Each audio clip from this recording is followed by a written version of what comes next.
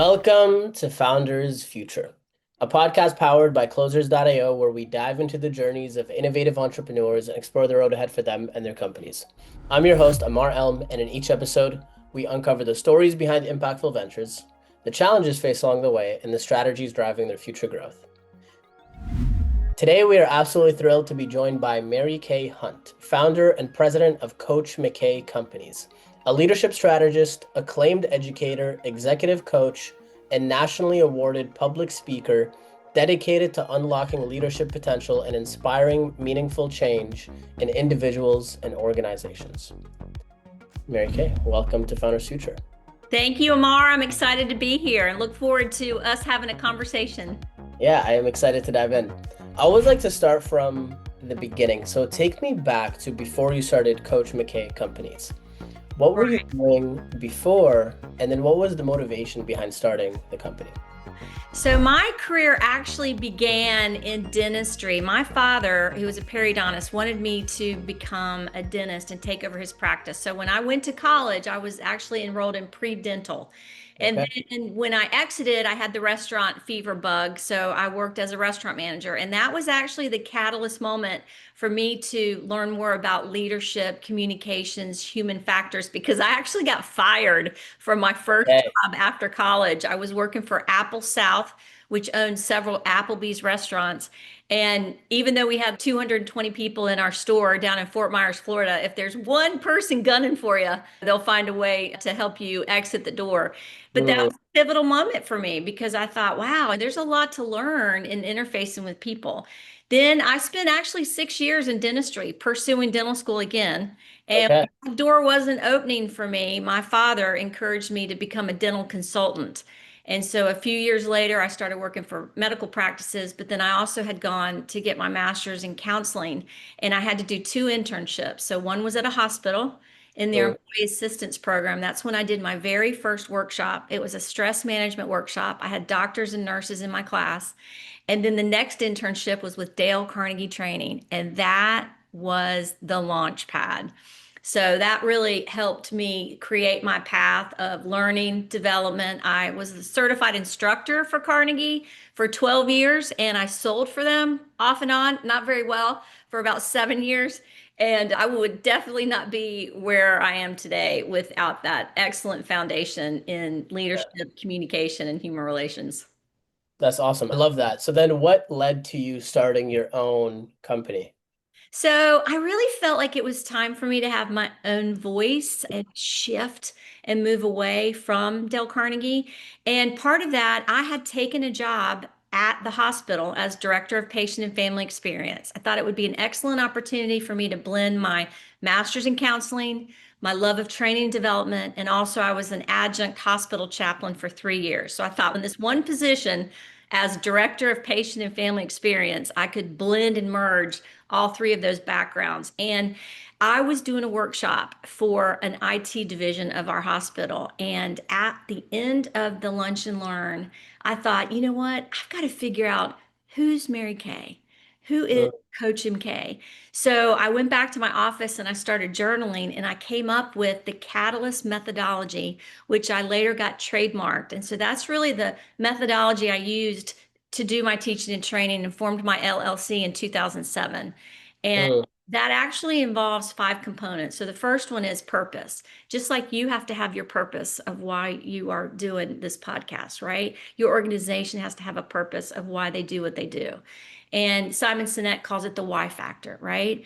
Rick Warren calls it the purpose driven life. Identifying your purpose, not just in who you are as a professional, but also what you want to accomplish. So every course I've developed, and since COVID, I think I have 80 1 hour webinars now, but every course I ask myself, what's the purpose of this course? Then I look at the people, right? So me first, I have to be willing to apply the things that I'm learning. I have to be willing to walk the talk because I can't ask my participants to stretch their comfort zone if I'm not. So mhm. really understanding people, their dynamics, but also understand yourself. Then we look at processes, right? So I have to analyze the process of the curriculum or the process of the organization. Then I want to figure out what's our performance measurements, really, how are we doing? And then the piece that sort of syncs all this together is communication, because to me, that's one of the paramount things. And so I call this the catalyst methodology, in that I want to jumpstart. I want to infuse inspiration and really help people transform so they can go to that next level, whether it's in leadership, presentations, communication, human relations. So that's a little bit why I'm passionate about what I do. Yeah, I can tell that, and that was beautifully said. Thank you. Let's dive a little bit deeper to give the listeners more context. Who Mhm. would you say is your ideal customer? Who do you love to work with? And then from there, we can dive into the different offers and services you provide. Sure.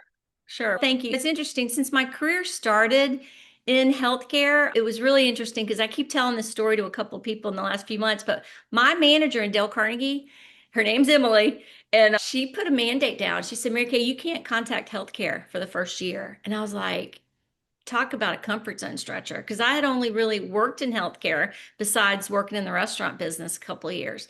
Mhm. I got to work with major corporations, small business. I learned so much. I learned about nonprofit businesses. But as I look at my back nine, my last chapter of my career, I'm really focusing in healthcare. In fact, yesterday was a monumental day, and I launched my very first virtual leadership and group coaching program. So I have 10 leaders in healthcare. These are administrators in oral surgery, dentistry, medical billing, or medical practices that came together. So we had a 1 hour webinar, and we had our foundation of success. We had 4 different modules we went over.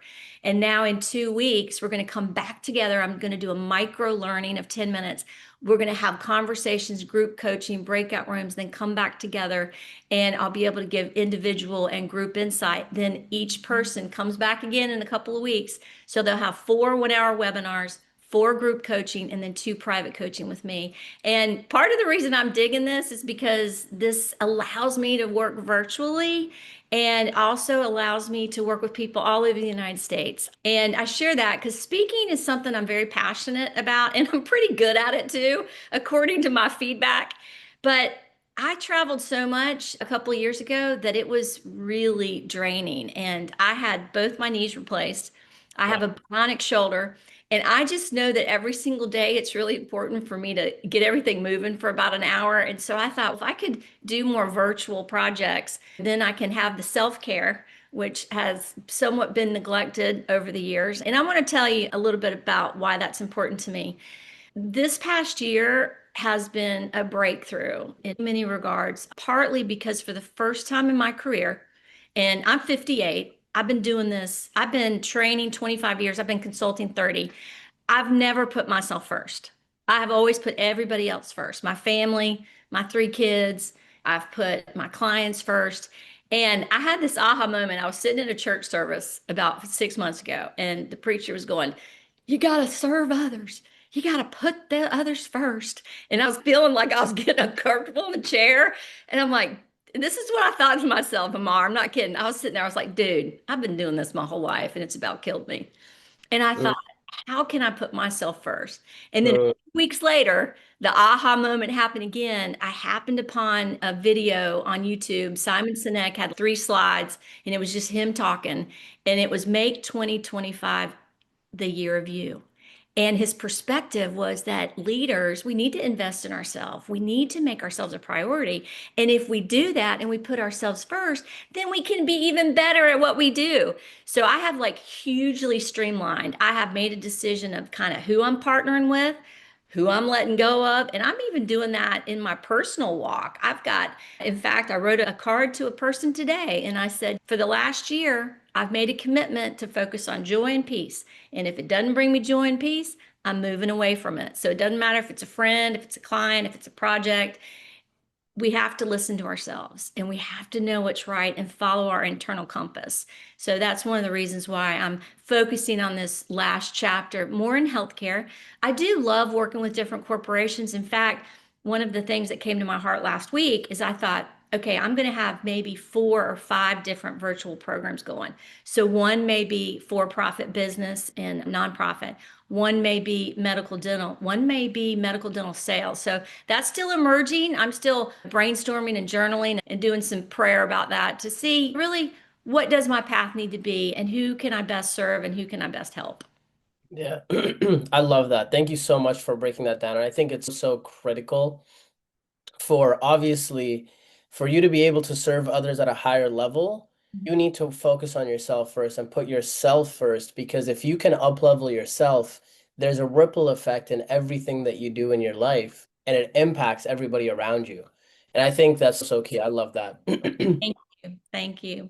And I mentioned to you before we started our session today that just 2 weeks ago, I've launched a healthcare leadership podcast Nice. called Wondermus. And the company that I partnered with out of the UK, they were the ones that planted the seed with me. They were like, Mary Kay, we think you should focus in healthcare. And it's been really Nice. interesting. I've met some amazing people, and all of us are trying to do our best, help as many people as we can. But sometimes we've got to be willing to say no to some things because there's only 24 hours in a day and we just can't do it all. So I'm hoping also to inspire key leaders. You've got to start delegating. You got to start letting go of stuff. You got to set some boundaries, turn that phone off, really give yourself a weekend, give yourself time to refresh, renew, regain that peace. And hopefully, if people will make these efforts to do some things differently, they're going to have more fruit personally, professionally, career, team, everybody wins. Yeah, I like that. Now, when it comes to that, let's shift a little bit to the back end of the business. When it comes to client acquisition, customer acquisition, so you just launched this new program, you have Mhm. 10 people in it. Sounds like there's cohorts of 10. Walk Mhm. me through when you're looking to generate leads and bring on more clients, what are you Mhm. doing from a marketing and lead gen perspective? One of the blessings about speaking in so many different organizations across the United States is that I have relationships with the people in charge of those organizations. For example, next week I'll be speaking to the Southern Georgia Medical Group Managers Association. So I'll be able to invite their group to join us when we launch a new program in October. And that's part of the blessing of building relationships to build business. So thankfully, a lot of my business is word of mouth. I had a partnership with our local community college. I taught for them for 6 years. And basically, when they would have someone that contacted the college and they needed a customized program, I would assist. So now I have relationships with them beyond the college. And that's another blessing too. I do a blog once a month. And so I've been able to stay in touch with people that I've met 20 years ago by sending out a blog. And I'm glad you asked this question because as I scan how I fill my pipeline, if you will, I love using LinkedIn. And typically, what I'll do is I like to private message people and I'll thank them for liking a post. Or if I see them and I'm interested in getting to know them, I'll just ask, hey, I'm curious about what led you to your healthcare leadership career or your business career. Would you be interested in a quick Zoom? I'd love to share some of the projects I'm working on. No clue if we'd have an opportunity to refer or partner. Either way, the conversation will be valuable. Here's my link to pick a time that works for you. And to me, I really had to get comfortable with the word sales when I was working for Dale Carnegie because I didn't like salespeople when I worked in dentistry. I didn't even like salespeople when they came into the restaurant. But it's not about sales. You're building relationships to find out their needs, to see if you can help support them and help them learn, grow, and lead. And in fact, my baby girl just graduated from UNC Wilmington and she's in a sales position. She's working for a company in Vienna, Virginia. They put her through a month-long training program. She's got to make 50 outbound connects every day. And so a couple of weeks ago when she started, after a training, I said, look, you're not in sales, you're in relationship building. And these Mm, people cannot wait to talk to you. So I want you to just have that mindset that they cannot wait to talk to you. And all you're going to do is ask good questions, find out what they need, share a little bit about what you do, and explore if potentially they'll be a good fit. And so that's how I do it. Even the folks on my podcast, I'm just asking for a courtesy follow-up meeting so that I can find out more about their business and also share some of the projects I'm working on to explore if we can partner. Because to me, this is like client for life service. And I had a broker that was a mortgage broker, and he was in a networking group that I was president of. And when he said client for life service, I thought, you know what? That's what I want to be for people. If they partner with me and they need me 2, 3 years down the road, I want to be there for them. And Hmm. so some of the people reach out to me on LinkedIn, some through my blog, some through speaking events. And in fact, this is a best practice. And some of the other coaches that are watching your podcast, they could benefit from this if they're going out to do speaking events. I used to do this in Dale Carnegie all the time, and I just got away from it. So I'm going to be taking a blank index card with me to the meeting because we're going to probably have about 30 people there, physicians, practice administrators, people in business and healthcare. And at the end of my speech, I'm going to have blank index cards on the table. And so I'm going to have a slide up. And number one, I'm going to say, what was your big aha from the meeting? Number two, if you are interested in receiving my monthly blog, please write your email legibly, like you're in second grade. And then number three, if you are interested in exploring a customized program for your team, write yes. And then the fourth one is if you're interested in a complimentary coaching session just for you, then please write your cell phone number. And that's how I would get leads when I first started my career. And then I would put them all in a bowl or a hat and then do a drawing. So I am giving a copy of my book away to everybody. It just relaunched on Amazon about a month ago. And I wrote a book about my experience working in the hospital. It's called My Year on the Inside, Creating Catalysts for Change. And Ammar, I've never seen a book like this. I've read hundreds of books. In fact, my top 10's behind me. But this one is a hybrid. It's a hybrid of a business book, self-help, and inspiration. And there's action Hmm. items and places to journal throughout it. And I want people to really come alive when they read this and let it help them in their professional Yeah, walk and personal walk. I love that. Thank you so much for breaking that down. I am super curious when you think of scale and when you think about where you want to take the company, what does success look like for you, both personally and professionally, let's say over the next few years? Part of my goal, and this was an email I got last November, the night before Thanksgiving. I had a participant that worked for GE in the nuclear division, and he took 3 of my classes at the college the year before. And he said, Mary Kay, I don't know if you remember me, but I took 3 of your leadership classes and I made a huge effort to apply the principles you taught me. I went back to my company. I got 2 mentors to work with me. I've had 2 promotions in a year. Now I have a team of people that report to me that I care greatly about. I want them to grow. And I just wanted to say thank you. I get goosebumps when I told you that story. So that was the catalyst moment for me to create a library of my programs. And I jokingly tell people that the majority of my career, I spent raising 2 husbands and 3 children. So now that everybody is somewhat settled and out of the nest, I can really focus on my company, solely on my company for the first time. So I want to have this library because Dale Carnegie's in over 80 countries. He has franchises. He's everywhere.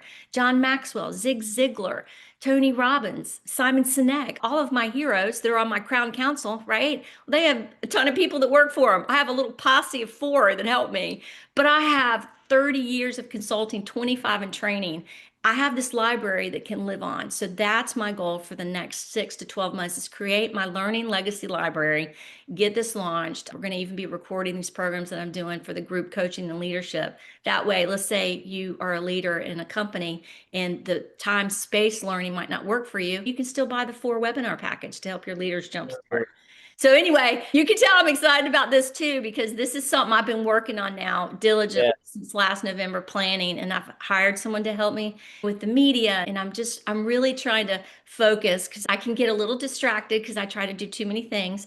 And so that's why I have to have my goals written down and put on my vision board and put on my day planner and put in my yeah, bathroom. And so I can look at them every single day to keep me staying on the course. awesome. I love that. What is the best way for people to reach out to you to work with you? I'd love for them to go to my website and I have a contact form, and that way they can actually put in there what they're interested in, even if they want a complimentary coaching call. And it's coachmkay.com. So it's coachmkay.com. If you're on LinkedIn and you want to connect to me, I would love that. I do try to post something inspirational, educational once or twice a week. I'm putting my podcast up on Wednesday and it's on the normal channels on YouTube, Spotify, Apple. And really, I like doing a Zoom call. So having a Zoom chat for 20, 30 minutes so that you can share what's on your heart and your mind and we can figure out if we're a good fit. That's always a great way to start. Awesome. I love that. Any final words before we wrap up? I just want to encourage people that if you're not where you are right now, it is okay. Think of the Etch a Sketch. I know I'm dating myself, but I want you to shake it up. It's blank. You can be the architect of your career. You can be the architect of your personal and your professional life. Give yourself permission to do it. Give yourself permission to learn, to grow, and to lead. Beautiful. Mary Kay, thank you so much for your time. Oh, absolutely. It's been a blessing. Thank you, and blessings to you. Blessings to you as well. So that wraps up another inspiring episode of Founders Future. To our listeners, if you enjoyed this episode, make sure to go to coachmk.com. That's coachmkay.com. And if you are a business owner, specifically a coach, consultant, or agency owner, and you're really looking to scale your business and you want to enhance your sales and marketing efforts, visit closers.io to hop on a call with our team and discover how we were able to go from zero to $30 million in less than 3 years and how you can implement similar techniques. Until then, keep on climbing.